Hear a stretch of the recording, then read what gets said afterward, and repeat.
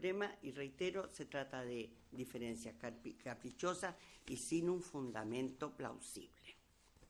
Ahora bien, fundamento plausible. La focalización del gasto público. Atendido que los recursos del Estado son limitados, sobre eso yo creo que no hay ninguna duda, el Estado, desde sus más antiguas épocas, ha privilegiado respecto del otorgamiento de los beneficios que otorga, ha privilegiado a las personas que se encuentran en una situación económica inferior respecto de quienes tienen mejores ingresos. Precedentes en cuanto a focalización de los gastos públicos en beneficios relativos a la seguridad social son numerosísimos. Entre otros, quiero recordar la Ley 19.949, que creó el Ministerio de Planificación Nacional, que establece un sistema de protección social para familias en situación de extrema pobreza y que habla precisamente de la ficha que debe proveer de información necesaria para la asignación y racionalización de las prestaciones sociales que otorga el Estado. Igual ocurre la Ley de Asignación Familiar, el DFL 150, según la última modificación de la Ley 20.449, establece tramos en los cuales se da asignación familiar. Y finalmente hay un tramo, que es el de 464.000 y tanto, que no tienen derecho a las asignaciones. Son numerosísimas las leyes en que se discrimina el subsidio a la vivienda, etc. Por lo expuesto, la focalización en materia de gasto público ha sido una constante, y eso implica que los beneficios de seguridad social pueden otorgarse en relación con los ingresos de las personas, porque personas que tienen mayores ingresos tienen menos beneficios de seguridad social que las que tienen ingresos más restringidos. ¿Cuál es el corte adecuado? Es materia que debe resolver indudablemente que el legislador, pero la diferencia que se plantea respecto del otorgamiento de un beneficio que tiene como fundamento la mejor focalización de los gastos públicos no es una discriminación que pueda tener el calificativo de arbitraria, y en consecuencia ella se ajusta a la Carta Fundamental. Quisiera hacer una reflexión en relación con las apreciaciones de mérito, oportunidad o conveniencia. Ha sido reiterativo en la discusión acerca de esta materia que se ha traído a este excelentísimo tribunal un tema de carácter político, que se ha trasladado la discusión del Parlamento al tribunal.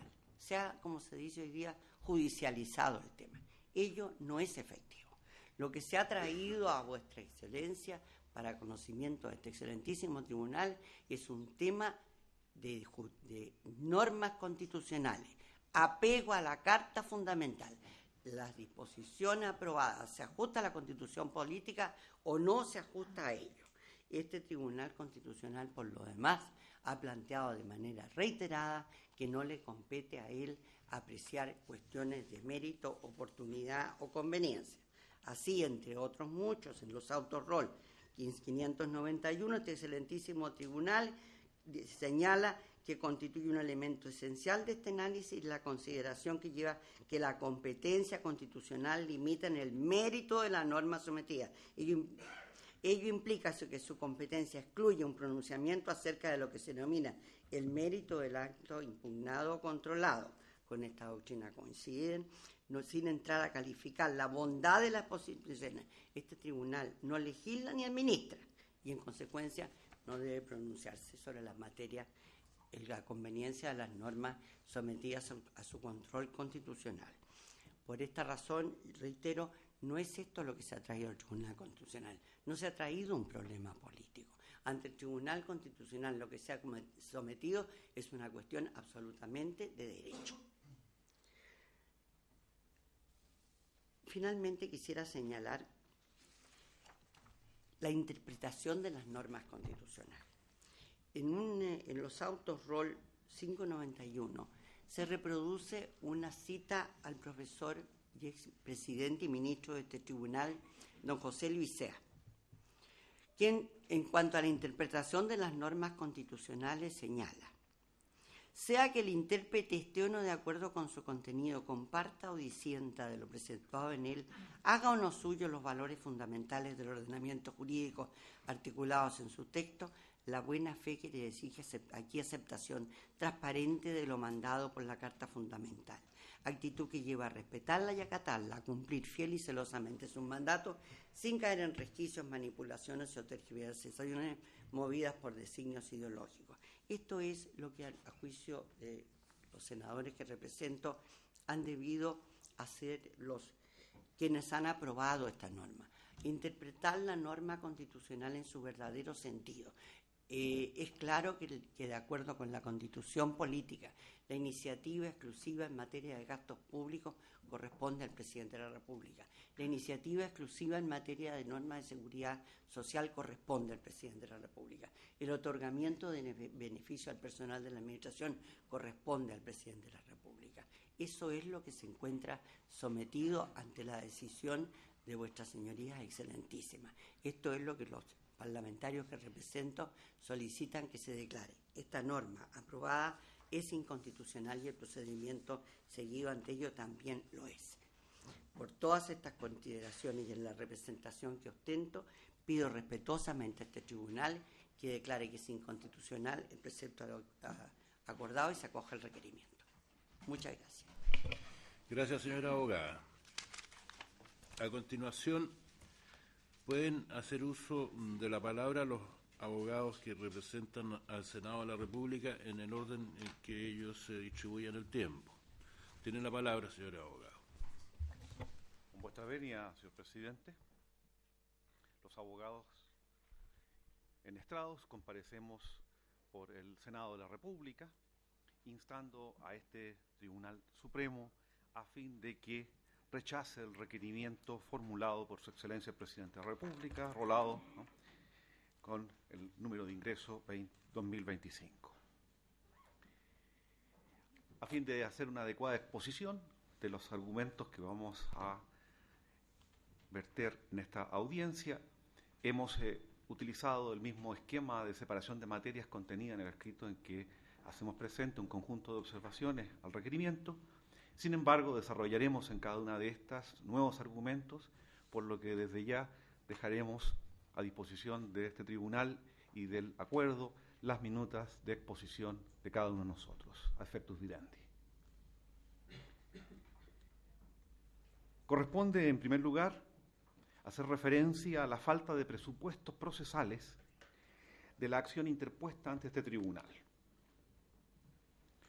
Es un lugar común que en nuestra jurisprudencia se citen a distinguidos juristas.